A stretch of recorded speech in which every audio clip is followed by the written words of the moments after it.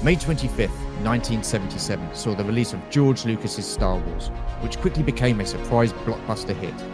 Often regarded as one of the greatest and most influential movies ever made, it helped change the way movies were made and captured the imagination of a generation. Star Wars quickly became a pop culture phenomenon. Over the course of this series, I will be joined by a number of Star Wars fans from across YouTube and the toy collecting community, as we take a look back at their earliest memories of Star Wars and find out what made Star Wars great.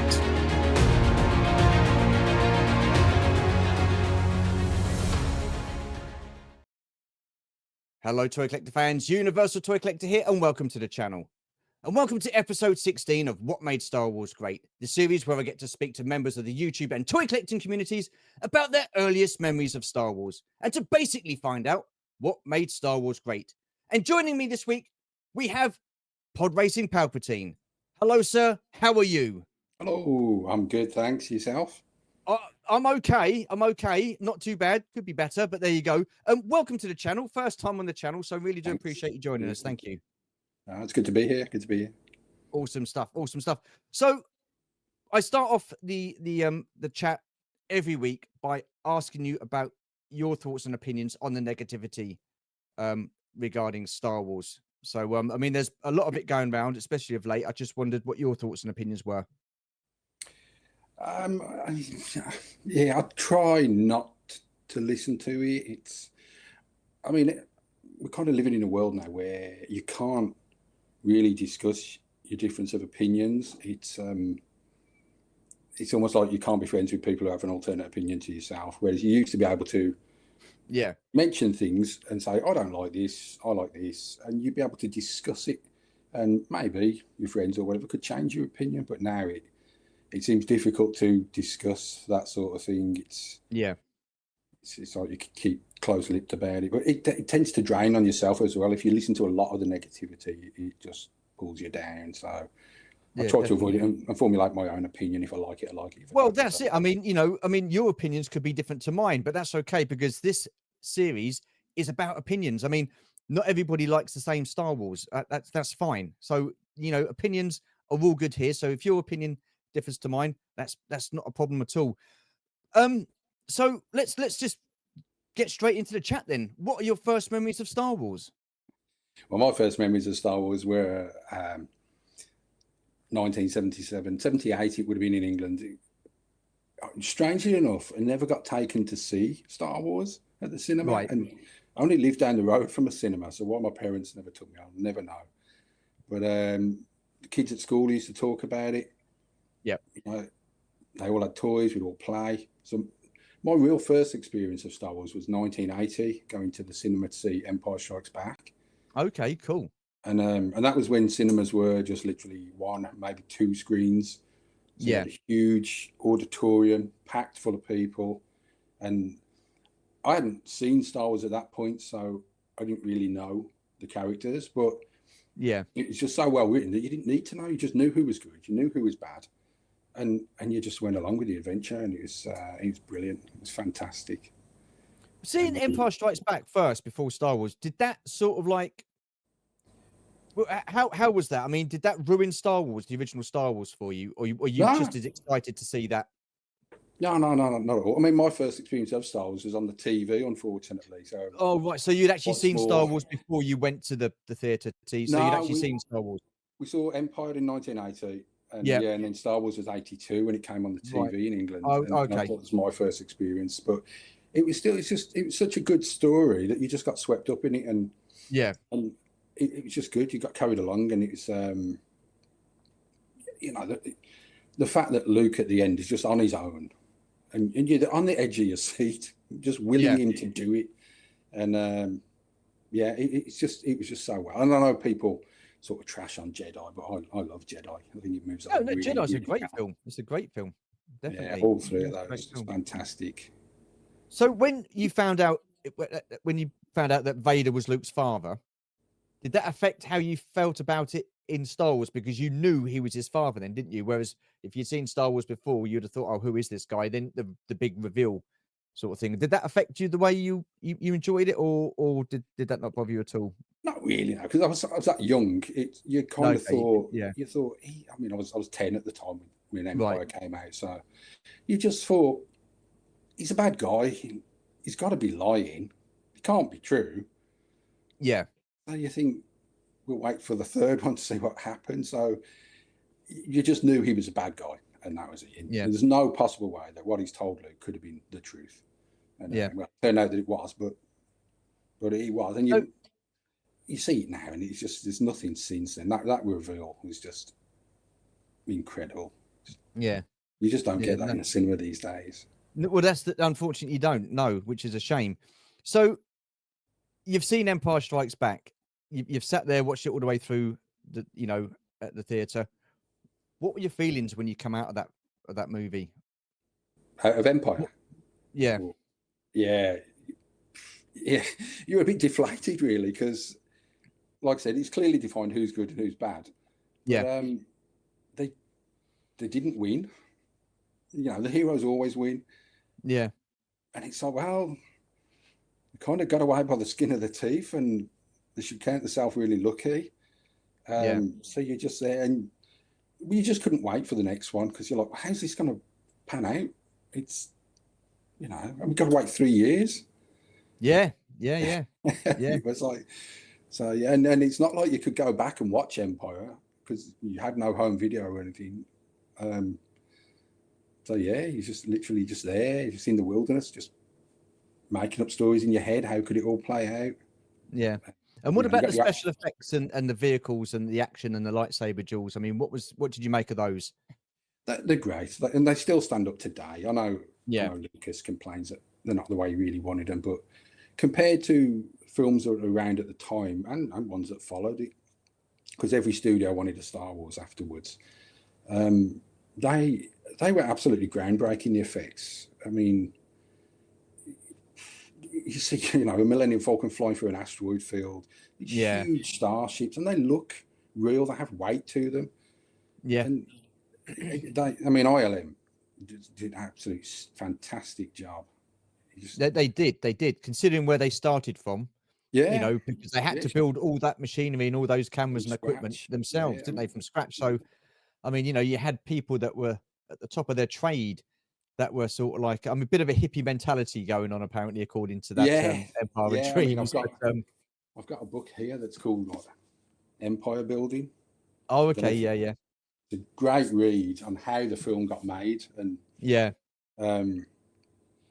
it's just a bunch of college kids that he got, and he was just like, you build stuff, do it. And they're just like, we don't really know. They'd stand in a room, can we do this? And like, yeah. And then as soon as he left the room, they're like, how are we going to do that? Well, we told him we're going to do it now, so let's do it. And it was that mentality that got them through. It was just... Well, absolutely. I mean, the pressure was on them, wasn't it, for sure? Especially George Lucas. Yeah. I mean, and then obviously when Star Wars was released, it became the massive hit that it did. And it just, because of that film, you managed to get Empire, which for me is my favorite of the whole of the Star Wars saga and the Star Wars franchise. It's just a great movie. You've got everything in it. You really have action, a little bit of romance there. That massive reveal. And still to this day, I think that has got to be the greatest reveal. I am your father. And that was just incredible seeing that for the first time and hearing it and stuff. And the thing is, that was in a day when there was secrecy. People didn't go blabbing off and telling things what was going on. Thankfully, it wouldn't get ruined on the internet for us. Yeah. I mean, it's Luke going through his hero's journey, isn't it? Yes. Vader's throwing everything at him, literally physically, and then mentally, he's like, join me, and we'll rule the galaxy. So he tempts him there, and he's like, that's not working. And he just tempts him with blood. He goes, I'm your father, and Luke's like, nah, this can't be right. And his choices are, well, do I go with him or do I just throw myself off? And it's like, a bold move. It was.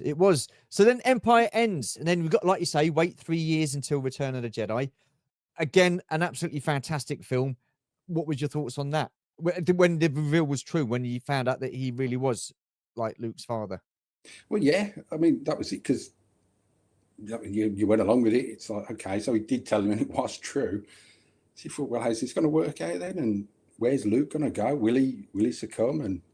And will he, he senses good in him. will he manage to pull him back? Yeah. And he did, and I love Jed. I know people rail on it, you know, the Ewoks and all that, but I think it moves along at a really quick pace. Yeah. You know, get the rescue of Han from Jabba's palace. I mean, the storm in the sail barge is fantastic. Yep. You have a little lull where they get to the rebel ships and they gather themselves. Then they go to the Forest Moon and the Death Star, and it's all hands to the pumps. It's all, it can't be action packed and go all the way through, can it? It's going to be like up and down, isn't it? Like a roller coaster ride. You're going to have your quiet moments and stuff like that. Yeah. So I think every film is practically like that. But I think with Jedi, the bit that stood out for me was that scene at the end, and I've said it before, and it's, you know, that lightsaber duel between Luke and Vader was just so powerful. It wasn't the greatest spectacle, as in like lightsabers and the choreography that goes with it, but the story behind it was just sensational. And he, you know, the Emperor tried everything to tempt Luke. He was, you know, manipulating all the time, wasn't he? And then Vader comes out of that line, "If you will not turn, then perhaps she will." That for me is just as good a line as "I am your father." He's got some great lines, Vader. Luke just snaps and he's like, "No," and he starts to rail on him, and it's a shame, really. I feel that in the special editions, Lucas changed it to where Vader's looking, and he goes, "No." Yeah, they should have left that. They should have left that. It just didn't need it, because just the way he kept looking between the two told you everything you needed to know. Yeah, I mean, sometimes like saying it with doing actions without words. Yeah, actions speak a lot louder than words, don't they? They say. And even though his mask couldn't emote, you just knew there was conflict. You could sense the emotion, couldn't you? You could sense the emotion just by the way he was turning his head. You know, and that's fantastic. I'd still rate Empire as the best saber duel of that trilogy for me, but the Jedi one, where Luke is on par with Vader, it's still a great fight.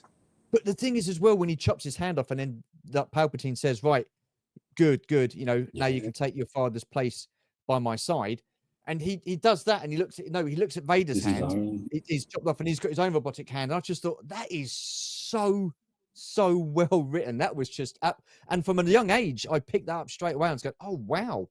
And then he just, you know, he tosses the lightsaber away. We don't mind him throwing the lightsaber away there. That's not an issue. No. He throws it away and goes, "You failed." And then you pop in, didn't you, Palps? You know, you come in with your magic. That's it, the old buzz. Small lightning. Yeah. Gotta be done. Yeah. Didn't manage to get myself in the face that time. But when it started, was at like Jabba's palace. At the end of Empire, when Han was frozen, did you think he was going to survive it, or did you think he was going to? I know Lando said he's in perfect hibernation, he's alive, but was there any doubt in your mind that you could? Oh my blood! You know, you could die here. No, not really, because like I say, at that sort of young age, you always knew your heroes always lived. They always lived, and it never really crossed your mind that one would die. Yeah. I mean, nowadays when it happens, you're like, whoa, that's a bold move. So if you'd have done it then, that would have been a really bold move. How different do you think the film would have been if Harrison Ford had got his own way and Gary Kurtz would have been producing alongside George Lucas like he did with the first two? What if he'd killed Han off? Or yeah. I think they might have just swapped him out with Lando, hinting at the end where he's wearing Han's clothes anyway. But I think they would have just swapped the character out, give it the role to someone else, and But then it's like, where would the romantic story have gone with Leia? It would. True. Yeah, if he'd have got his way. Yeah, who knows? And then the reveal, and then you had the reveal of Luke being Leia's, brother and sister. Yeah, I mean, would it have caused him to rewrite all of that? Would it? Yeah, but I mean, did you expect that when you first saw it? Luke being Leia's sister, brother. No. Didn't expect that at all. It certainly made it hard when you thought, hang on, in the last one they had a kiss. It's like, we'll glance over that. Oh dear. So, Return of the Jedi finishes. That's it as far as like Star Wars movies are concerned. You've got your games, your comics, and your PC games and stuff like that, like Shadows of the Empire, the extended universe. Was you into any of that at all, or did you not sort of get into that at all?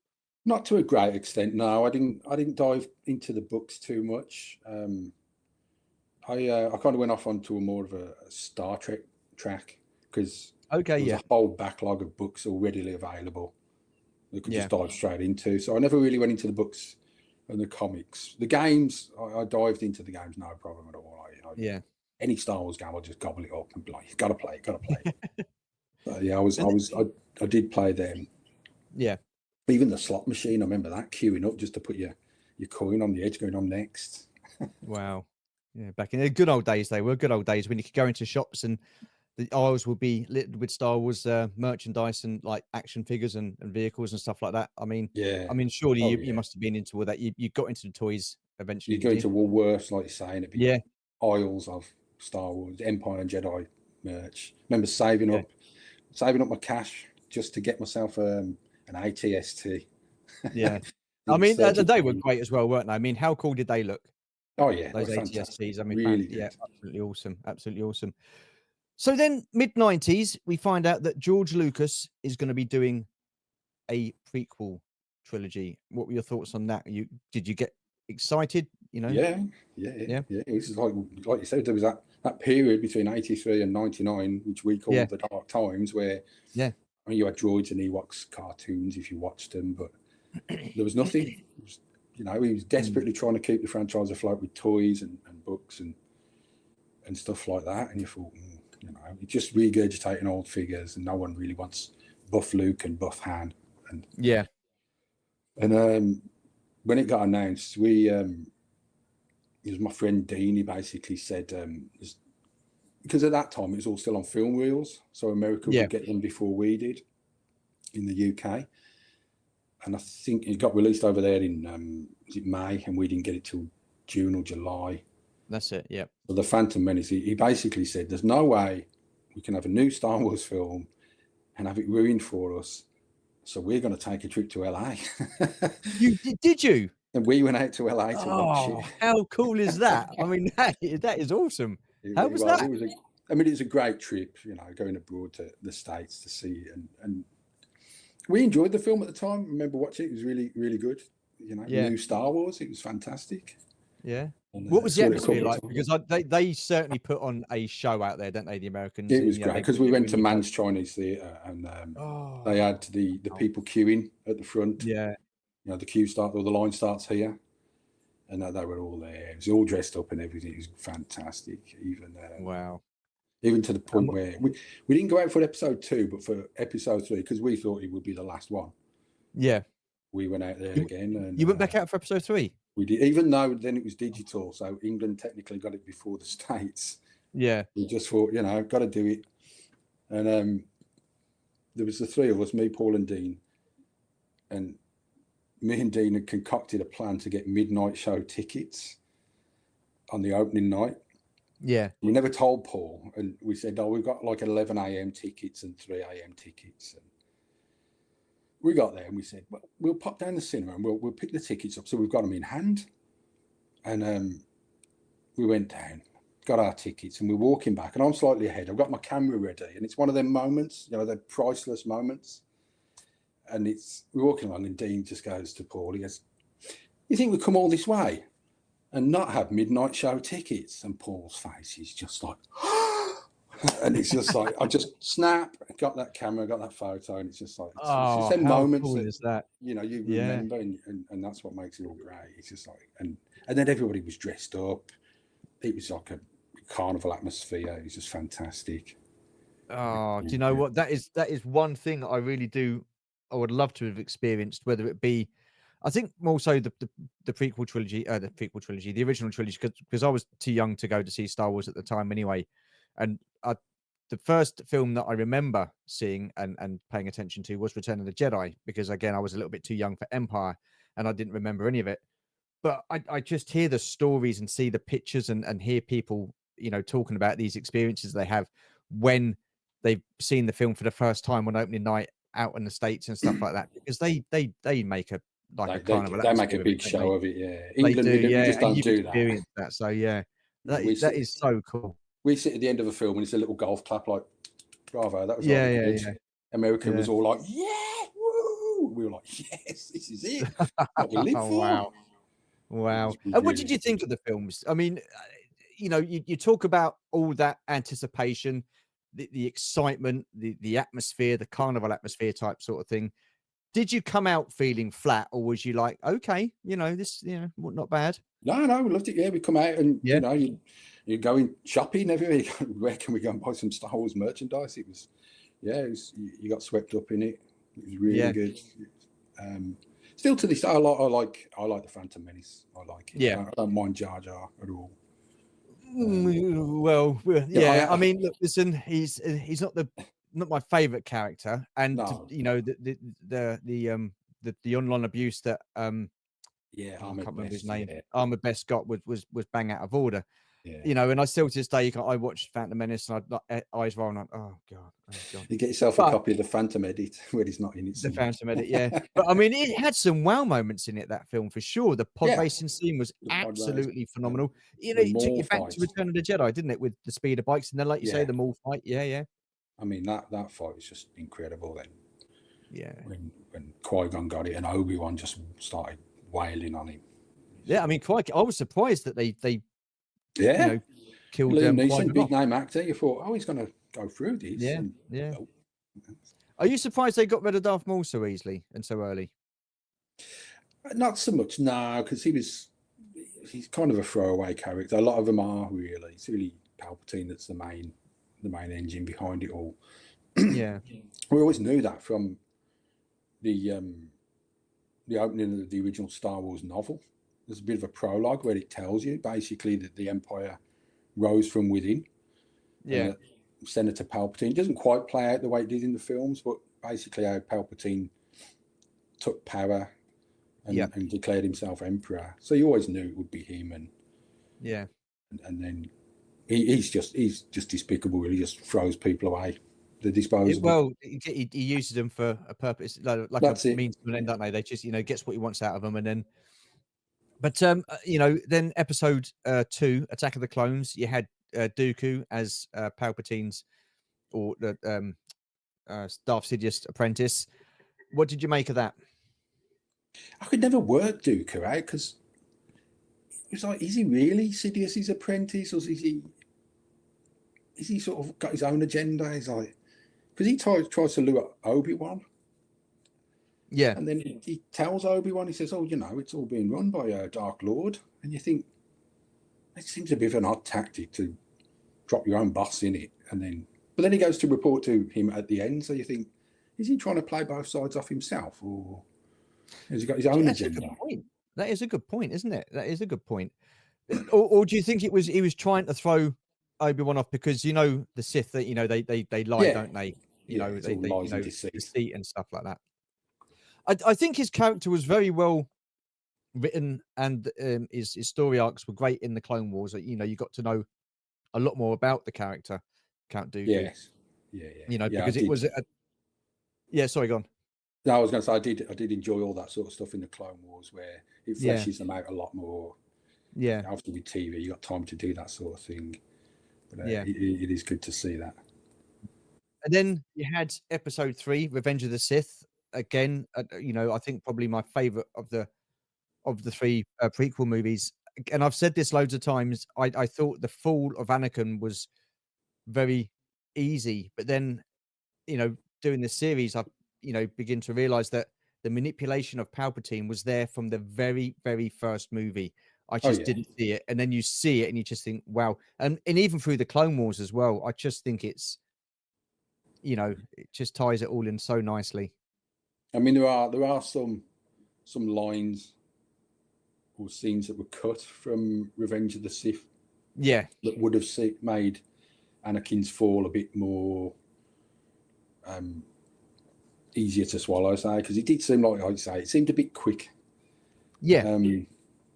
But yeah, there was some lines they removed from Palpatine where he seduces Anakin a bit more, and you think they should have left those in and took maybe some others out, because it would have helped a bit. But like I say, it was there from the very beginning. Yeah, it just seduces him, and he acts very like a father figure. Absolutely, it's very well written, very well written. And then so that's the end of episodes 1, 2, 3, 4, 5, and 6. Did you think that was it with as far as the movies were concerned and Star Wars was concerned after episode 3? That's it, no more.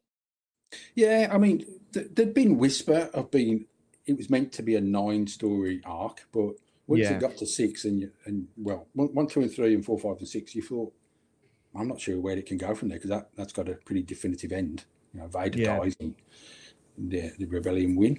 So you thought, well, that's it then. It's done.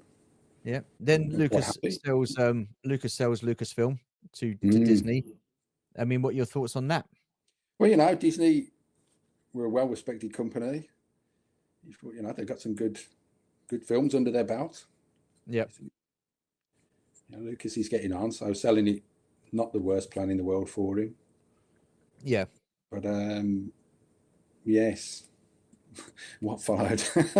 I mean, what are your thoughts on the Disney Star Wars that we've had since they've taken over? Because I get a lot of people saying, "Oh, you hate Disney." No, I don't hate Disney. For the love of God, I don't. There's just certain Star Wars that I don't like. But they have done some great stuff. Rogue One, that was a great film. I mean, The Force Awakens wasn't a bad start, was it? To the the rest of the films and the saga. Then you've had great stuff like The Mandalorian seasons 1 and 2, I mean, you've currently got Skeleton Crew, which isn't bad. It's entertaining. But I mean, just what are your thoughts on the Disney overall and the Star Wars that they've been churning out? Yeah, I mean, like you say, I mean, I'm not a fan of J.J. Abrams, to be honest. In my opinion, he's a bit of a hack. He keeps saying I've written a love letter to Steven Spielberg or George Lucas, but it's like you just plagiarise them. But yeah, like you say, Force Awakens was not a bad start. We came out, we enjoyed that. I thought it was good. Rogue One, I thought was absolutely fantastic. It was a great film. Bold move that all the characters died. I mean, you didn't know any of them, but throughout the film, you got to like them. Yeah, and then when they all went, it was like, I've never seen a film like this. Maybe 1 or 2 died, but not all of them. With Rogue One, do you feel that they should have done that over 2 or 3 films instead of the 1? Because then that way you get to know and get to like the characters a little bit more, the character development. Because again, that sort of all seemed quite rushed trying to get it all into one movie. I mean, there's a lot to take in there. There's a lot to digest and stuff like that. Or were you happy with it in the one movie? Yeah, I was quite happy the way it was. I felt like I say, you didn't know who they were, but I thought they were that pretty much well written that you got to know them quite quickly. Yeah. So you liked them enough. You liked them enough to like be sort of quite shaken when they got it at the end, especially the way.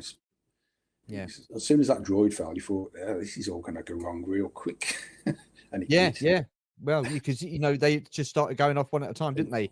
Great. And it looked fantastic. There's some moments where that one guy says, "Oh, something huge has just come out of hyperspace," and you thought, "I know what that is." Yeah. I know what that is. I mean, I mean, some of the special effects on that and some of the cinematography was pretty cool on that as well. And for the most part, I thought the story was really decent. Pretty good. I enjoyed it. Yeah, I mean, Solo. I didn't mind Solo at all. You go in with your expectations. What do you expect? Young Han. He's going to find Chewie. He's going to find the Falcon. He's a smuggler, so it's going to be like a heist movie, and that's pretty much what I got. And I enjoyed it. I wouldn't say it was great, but I could easily watch it again, no problem. Would it have been a better movie if he'd have actually, they told the story of how he met Chewie and stuff like that, and then he went and had he met with Jabba the Hutt and the bounty hunters, that we know and love? Or are you happy with how it sort of like played out with Crimson Dawn and stuff like that? And then Darth Maul was in that as well, wasn't he? He was at the end. Yeah, he's ahead of that. Yeah. I think that was their plan. If this works out, this is the route we'll take. And then, unfortunately, it didn't, because it got hobbled by the film before it. I believe. Didn't. Oh, you see, I would have loved to have seen a sequel, really, or just about the Black Sun and the gangs and stuff like that, and crime boss, with Darth Maul and stuff like that. That'd have been absolutely awesome.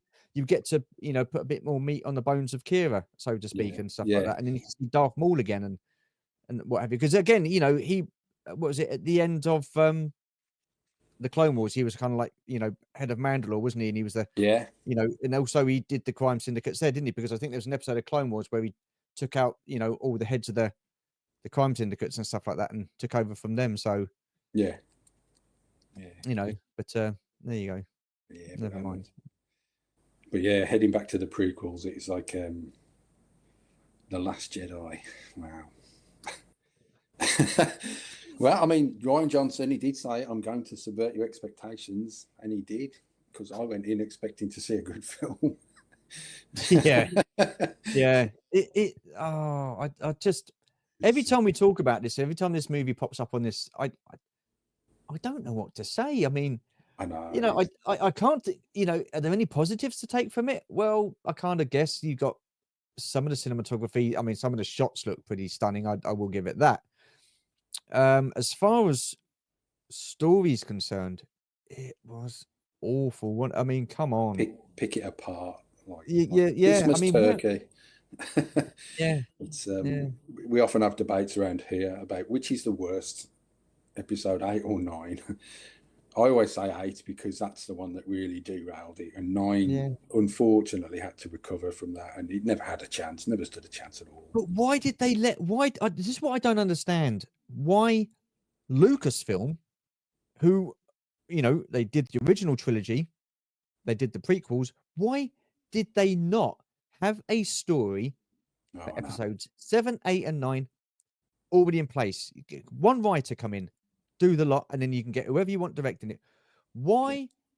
I mean, that would be like George Lucas writing episodes 4, 5, and 6. He directed the first one, Star Wars. He then gets Irvin Kershon to come in and do Empire Strikes Back, and then he takes it off in a totally different direction to what the original story was. It's just ludicrous. I don't understand it, and I think Lucasfilm are pretty much to blame for that. Or do you think it's Disney because they wanted their own Star Wars story told?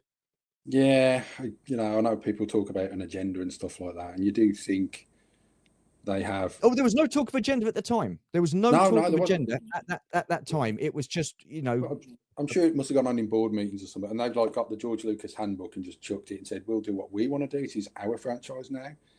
And it just, you know, like I said, there's plot holes you could fly the Falcon through, but it just. Luke, why would Luke do what he did? It was just, why would you kill Snoke? I mean, what was the point of him?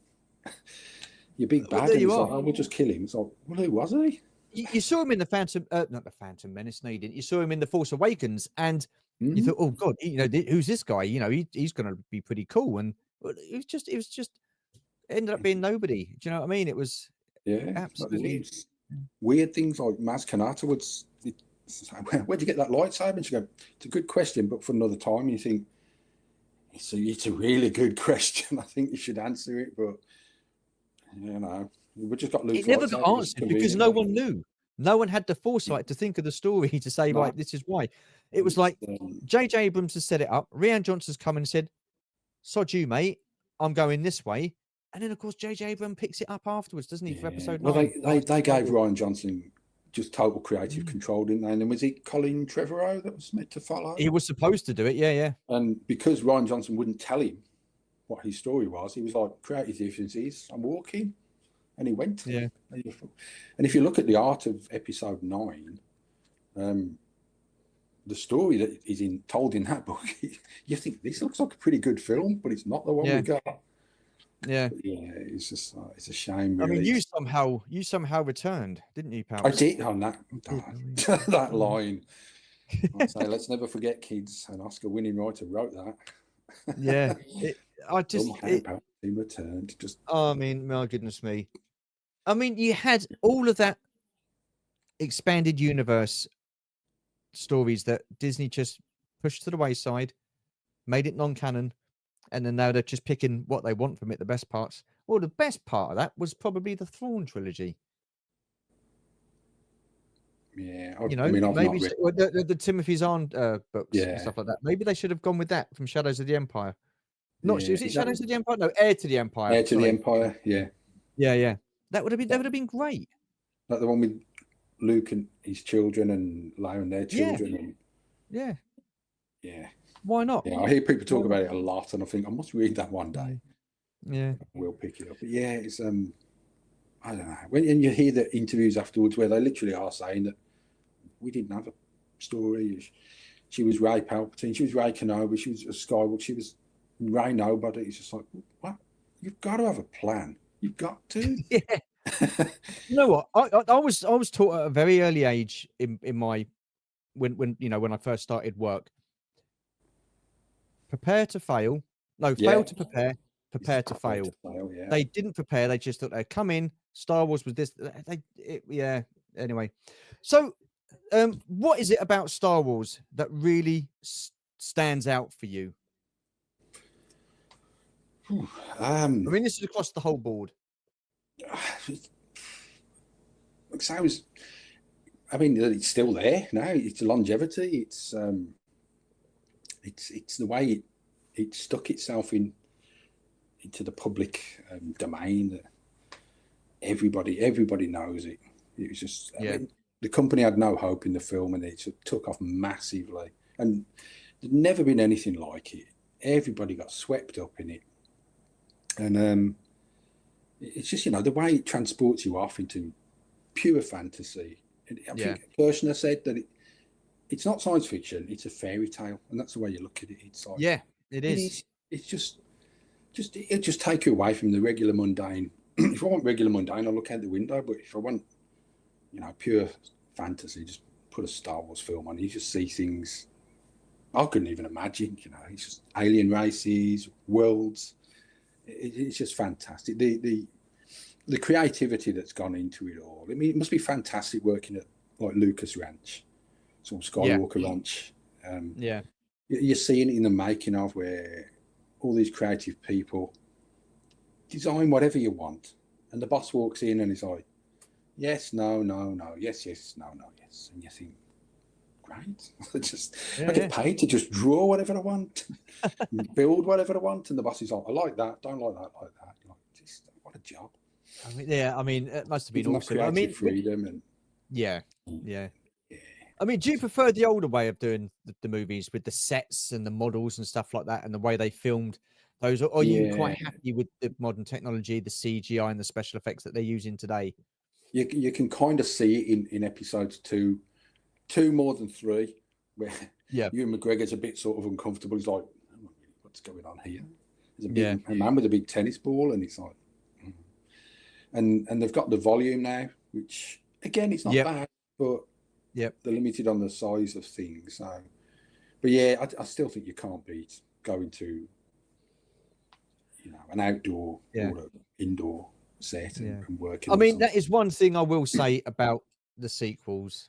They did have sets, and they they used people in costumes for stormtroopers and stuff like that for the First Order. So if I've got to say anything positive about that, it's that some of the cinematography was good, and God, this is burning me, and some of the visual effects, like the special effects were pretty good with the sets and stuff like that. So I'll give them that. That's about it, really. So moving on, how important is story to you within the Star Wars universe? I mean, story's everything, really, to me. I mean, where'd you go if you don't have one? You end up with a sequel trilogy. It's true. It is stories, characters, likable characters, or well-defined characters. Say, the classic good versus bad. It was all there right from the beginning. It's quite obvious.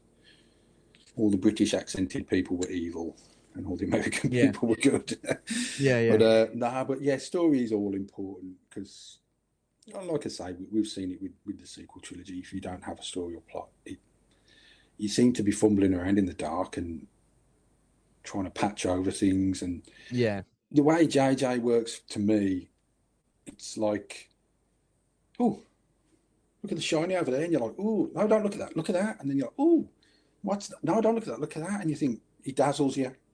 Yeah, because smoke and daggers, his isn't it? story's quite shallow. I mean, yeah, characters they need a decent arc. There's no point pretty much starting where you finished. It's like people say about the Hulk. Why don't we have a Hulk movie? Because he'd start the movie as a Hulk and he'd finish the movie as a Hulk because it's quite a shallow arc. He does nothing. Yeah. I mean, that's the thing. That's the good thing about that's why it's important to have a decent story, because with that you get decent characters, and within that writing with the decent characters you get decent story arcs, you get character development. Yeah. And we had that in the original trilogy. We had it to a degree in the prequels, and I think the Clone Wars really did give meat to the bones for a lot of those characters within the prequel trilogy. Dooku, then you had Ventress, who else was there? Who else was there in the sequels? Padme, I love seeing the clones, that and their stories as well. Yeah. They were all just white clones, and you'd get the colours designating rank. And then in the cartoon, it was all, they had different emblems and different core. It humanized them, didn't it? Because I know they were clones, but it humanized them, and it gave them like that individuality and stuff like that. Yeah. It was great. I loved the Clone Wars. It was fantastic. And then you see Order 66, and you don't really care too much for it in Revenge of the Sith, really. Why the clones? Because you're not that close to them. But when you see them in, Jesse and Fives and Echo and the like, you just think, oh, yeah, okay, and Rex and stuff like that. So good soldier follows orders. Yeah, well, I mean, it was, yeah. How important do you think the older generation of Star Wars fans are to the franchise? People our age, Palps. I mean, yeah, we're still important and relevant. We've always been there, so you don't want to snub us and turn us away from things, because we're built in. If you built a product for us and we're there, we're like, it's great. But if you suddenly build it and you're like, well, this isn't for you anymore, it's just like, okay. And then they'll start complaining like, nobody went to see it. It's like, well, you told me it wasn't for me. So yeah. I didn't go. But if you're a true Star Wars fan, according to some, you would like every single bit of Star Wars that's out there. If you really did understand Star Wars and get what it's about, you would go and watch absolutely everything and love it, because you're a Star Wars fan. It doesn't work like that. That's just been brainwashed. That's just. I mean, I don't like all of it. Don't get me wrong. No. It's like I say, it's all important that you keep your original fan base, and you've got to get new people in, because hey, once we're gone, if nobody's going to be watching it, that's the thing, isn't it? That's the thing.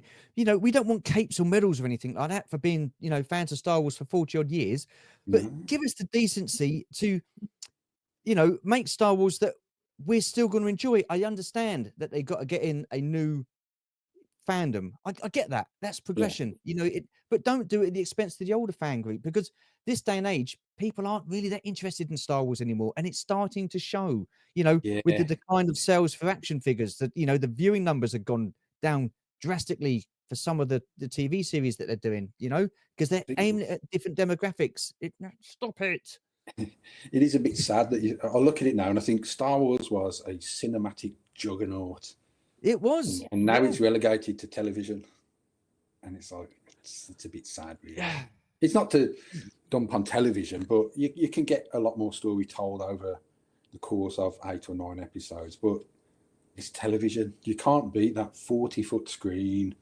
I would say that would be, I don't think that's just Star Wars that's suffering from that. I really don't. I think a lot of film franchises are suffering from it, because people aren't going to the cinema anymore. Yeah. But the simple fact is, it's at the cinema. You're spending an awful lot of money to go and watch it. If the two of us, like me and Georgie, went to go and watch it, we're looking at probably 40 quid if you want decent seats, and then maybe more if you want a drink and stuff like that. And then you'd see it in the cinema, and then about 2 or 3 months later, it's coming out on streaming platforms anyway, Disney Plus or Netflix, or so you do get that attitude where people will be like, well, if I hang around a couple of months, I can watch it on the telly. Yeah, well, there you are. It's not quite the same for me. I love the cinema experience. It's fantastic. Well, it depends if you've got a big screen TV and the Dolby surround. You could just, sit in the comfort of your own home with a cup of tea. I know, but you just can't be. You can't. I know. Yeah. But I mean, they've got to stop aiming it at different demographics. They really have different groups and stuff of people, because, again, I've said it and I'll say it again. Star Wars is for everybody. You shouldn't have that division. Bring in new characters, and entice new audiences, but not at the expense of the older generation. Because, like I say, once we're gone, that's it. If you ask me, it's always been diverse. Star Wars. Yeah. Well, I was going to ask you that. It was. Let me look at the cantina scene. It's just aliens. I mean, technically, everyone's an alien because it's in a galaxy far, far away, but it's all aliens in the cantina. They all look strange, and all through the trilogy, or the 2 trilogies, you see aliens, and but it was never mentioned. It was never pushed at you to say, "Oh, look, he's an alien. He's an alien." Yeah. They were just there, and you just accepted it. But now it seems to be things like, "Oh, he's the gayest Star Wars ever." It's like, I don't really want to know that. I didn't ask. It's just, show me some Star Wars. Yeah, I mean, why did you lead with that? It shouldn't be important. And I think if you're pushing a Star Wars show solely on the basis that it's the gayest Star Wars ever, or it's for that kind of demographic, you're asking for trouble. I mean, we live in a different world. I totally accept that. But come on, you keep it for everybody. And I was going to say to you, how important is it for Star Wars to be inclusive? I think you've pretty much answered that. Yeah, it's like you say. I mean, if they lead with that sort of thing, like, oh, it's going to be the gayest Star Wars ever, to me, what you're saying is plot and story is secondary. It's like, but that should be primary. That should be above all other things. Yeah. It's sad that sort of goes that way, and then you see it online. And I try to avoid all it, but you can't really. You see it all. People are suddenly saying, "Oh, you're this, that, and the other," and they call you names because you didn't like it, and it's like, I didn't like it because it was just bad. Well, that's the reason why I wanted to do this series, Palps, because there was so much negativity, and the older generation of fans were called a toxic male fan base. Right. Yeah. And again, no matter what side of the fence you're on, you're getting your idiots. You've got your ultra wokes that are, they've got their own blinkered vision. You've got the racists that don't want anything changed and stuff like that. And then you get the rational fans, which are guys that I'm having on this series. And we have a say, and we don't get heard because they're too busy trying to sway you onto their side of the fence. And if you don't, then you're this, that, and the other. And if you don't, you're that and this and whatever from the other side. So, and that's where the division comes in. And it's the minorities that are doing it. That, they got the loudest voices, and as always, they shout the loudest and they get heard. And it's such a shame because, like I say, Star Wars is and has been for everybody. And and people have got valid reasons for not liking certain things, and we're getting told otherwise. What can you do with that? I mean, you can see certain things go. Like, for me, the Mandalorian pretty much end at season 2. Yeah, and you think they've kind of kept Grogu on because he's a cash cow. He sells toys, so he's got to go back in season 3. And you think, really? The show could be better without him, maybe. It's supposed to be about the Mandalorian, but we've got to keep Grogu in because he sells. And the book of Boba Fett was just baffling to me, really. The best episodes were the ones where he wasn't in it. But that's how much does that devalue the character of Boba Fett? Well, yeah, because I mean, it's his series. He's not in it for 2 of them. He wasn't in the trilogy a lot, but it's just the look of him and his demeanor and the way he carried himself, and you thought, this guy's, he's not to be messed with. I mean, he talks back to Vader. Yeah. And then suddenly some strange, wants to be a crime boss in Tatooine and making odd choices like, do I fly my heavily powered starship into the battle, or shall I ride my baby Rancor? And you think, I know which one I'd take, but yeah. Again, it's just the decision making. I mean, you said about Boba Fett not being in the original trilogy that much. Did he need to be? I don't think he did. He just looked at the mystery of the guy. guy He was in it. Yeah, you knew who he was, and you knew, like I say, he gives anyone that talks back to Vader usually ends up getting choked to death, and Boba Fett talks to him, and you're like, wow, you're brave. Yeah, but he was the guy that captured Han Solo and took him to Jabba the Hutt. Yeah, and Han Solo was everybody's one of people's favorites back in those days. It's baffling. How important are strong female characters within Star Wars? Well, yeah. I mean, I have no issue with them at all. It's just strong characters alone. It's what you need. I mean, Carrie Fisher was always there at the beginning. Princess Leia. Yeah. Everyone's like, oh, she's the damsel in distress. It's like, she's not.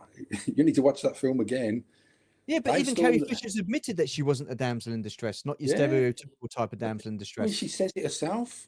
You boys didn't have a plan to get out. So they stormed the Death Star, rescuing. It's like, I don't know how to get off. It's just like, you guys are useless. Follow me.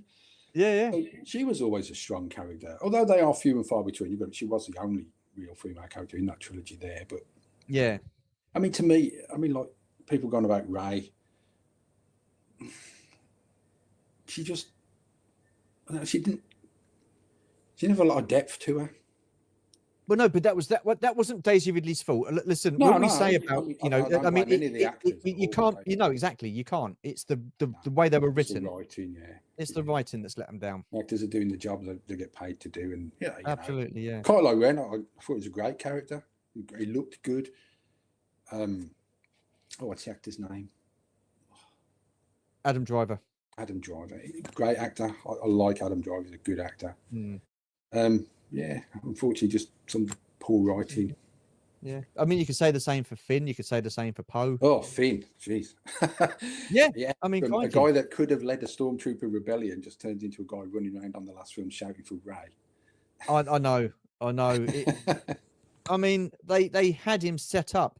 Like Sai Manga Fandango said, you've got the posters of him with the lightsaber. He could have been absolutely incredible. What a great character. He was a janitor or a cleaner or something like that for the First Order, and that's. And they just tried to make him too comical as well. Too comedic character, which didn't work. It could have been a better one where him being a stormtrooper could have led to him then getting other stormtroopers to rebel against the First Order. Yeah, and that's a great storyline there, isn't it? Come from within, the stormtroopers rebel from within the First Order and overthrow it, but it didn't happen. He, like I say, he just turned into a guy running around shouting for Rey. I've got to tell you something, Rey, and then never told her. What was all that about? That was the most ridiculous bit of writing ever. Oh, dearie me. Never mind. I mean, overall, last question, because we're coming to the top of the hour. Overall, what makes Star Wars great? What makes it great? It's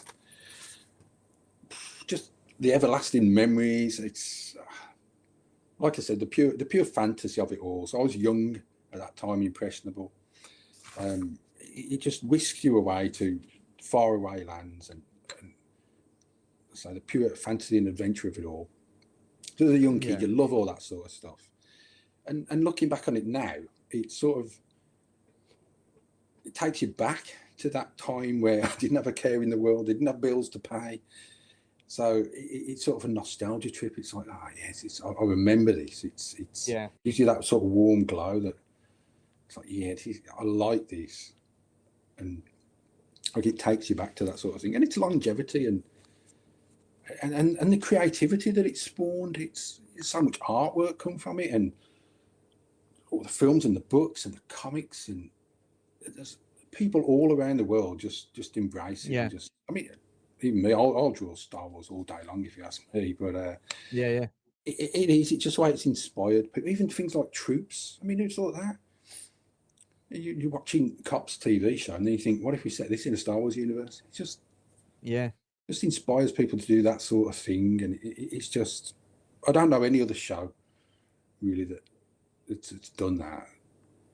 Maybe Star Trek, but we won't go there. But Oh dear. Wow. I just love it. I love Star Wars. It's just people see things with Star Wars printed on it, and they'll be like, "You don't like that." and I just end up with all sorts of stuff. Yeah. I just gobble it. Like I say, we travelled 5,000 miles to watch a film. Yeah, no, that's how much we loved it. That's insane. I guess you didn't do the same for the sequels then. No, we just went to our local cinema to watch them. Yeah. Do you think you'd have enjoyed them better if you watched them in the States, or not really? No, I got to admit, we saw them, and I think we got swept up in it all, and we came out and we're like, oh yeah, ooh, Star Wars, a Star Wars film. But the more you reflect on them and look back, you think these are not good. It's got to the point now where I don't actually own them. They're not in my collection. Oh, wow. So I've only got the original 6, and that's yeah. It's just. I mean, I got to agree with everything you said. I mean, it's inspiring. The longevity of it and stuff like that. And I think the way it connects people like ourselves, like this community. Yeah, absolutely. Yeah. I mean, the young lad here in the village, and he'll talk to me about Star Wars all day, but his favourite is Revenge of the Sith, because that's where he was born. Yeah. That's his memory. Yeah. Whereas me, I'll always be like, oh, Empire Strikes Back, because that's my memory. You know, who's to say in like 30 odd years time and stuff like that, you know, we won't have the younger generation sitting doing what we're talking about now and saying how good the sequels were. You don't know, do you? You never know. Wonders never know. You never know. Well, but that's the thing. That is the beauty of Star Wars. I think there's so much of it now. You can pick and choose what you want to watch and what you like. And again, we can't like everything, because if we do, then your individuality goes. You know, you're thinking the same lines as everybody else. Yeah, that was great. That's not going to happen. That's not how life works, is it? But I think Star Wars really stands out for me is the fact that it was so unique. And when I say that, it's like when you watch it, you don't think of any other sort of like films at all. Oh, that's like this, that's like this, that's like this. Now, I know the inspiration for Star Wars came from Westerns and samurai movies and stuff like that. But when I watch Star Wars, I don't think of Westerns and I don't think of samurais. I just think of Star Wars in this universe, and that's what it takes me away. And this is what I was saying on a long time ago's series the other day for the review for a Skeleton Crew. Now, I'm going to say this. I do not dislike it. Okay, I'm enjoying it. It's a good, fun series so far. But you're kind of thinking about other properties. You're thinking about Harry Potter. You're thinking about Goonies. You're thinking about Pirates of the Caribbean. Yeah. It's very Earth-like. It shouldn't be like that because it's set in a galaxy far, far away. Yeah. And you shouldn't think of other TV series when you're watching a Star Wars. I see what you mean, because I've done it myself. I've looked at it and I thought, Poltergeist, E.T., Goonies, but I am I'm enjoying it, but it does seem a bit too sort of grounded in a more what I would see as a real world, like go to a suburb, just walk out the door, but there's one on the telly, and I'm like, it's some robot cutting the grass and stuff like that. It's for kids, so it's been set for another demographic, isn't it? It's not for everybody, it's for kids, really. But anyway, that's come to the end of the conversation. I've got to say, Palps, I've really enjoyed chatting with you. Thank you so much. Really appreciate you being on. How did you find that? You okay? Because you sound a little bit nervous at the beginning. Oh, hello. Oh, look. George is going to love this. I'm going to get you up like, look, a little Dachshund. He's tired. No, he's a Cocker Spaniel. Yeah. That's what you think of it, isn't it? Yeah. Oh, is it a Cocker Spaniel? Yeah. Oh, sorry, looked like a Dachshund. Yeah, sorry. Oh, bless. Oh, that's awesome. You just come to say hello at the end. Yeah, no. Honestly, God, with the face and the ears, I thought it was a Dachshund. So I do. I know a couple of people have mentioned Cocker Spaniel. He's a Cocker Spaniel. He is a Cocker Spaniel. Awesome stuff. Well, like I say, where can people find you? Me, I'm on Instagram under Nuclear Jawa. My old gamer tag, and I've just recently started putting shorts on my Podracing Palpatine YouTube channel. Sweet. It always baffles me. I've been on YouTube for 18 years and never done a thing with it. And then it's APD that inspired me to, document your time. So I thought I'll just pop little bits of my collection up. So you can well, if it's okay with you, I'll leave the links to the description links to your major platforms in the description below, your Instagram and your your YouTube, if that's okay. Yeah, no problem. Yeah. Awesome stuff. Awesome stuff. Well, once again, thank you so much. Really do appreciate you taking the time out to do this. Really do It's been a appreciate pleasure. it. It's been a pleasure. Thank you. Yeah, thank you. And for those of you who've watched to the end, whether you watched it with your eyes or just listened with your ears, a massive thank you. Really do appreciate it. And like I say, these are just our opinions. It doesn't make us right or wrong. So if you do not agree with anything we said, tough titties, because we've said it all, and just, roll your eyes and crack on. Anyhow, that's it for this episode. Take care, stay safe, and we shall see you in the next one. Bye for now.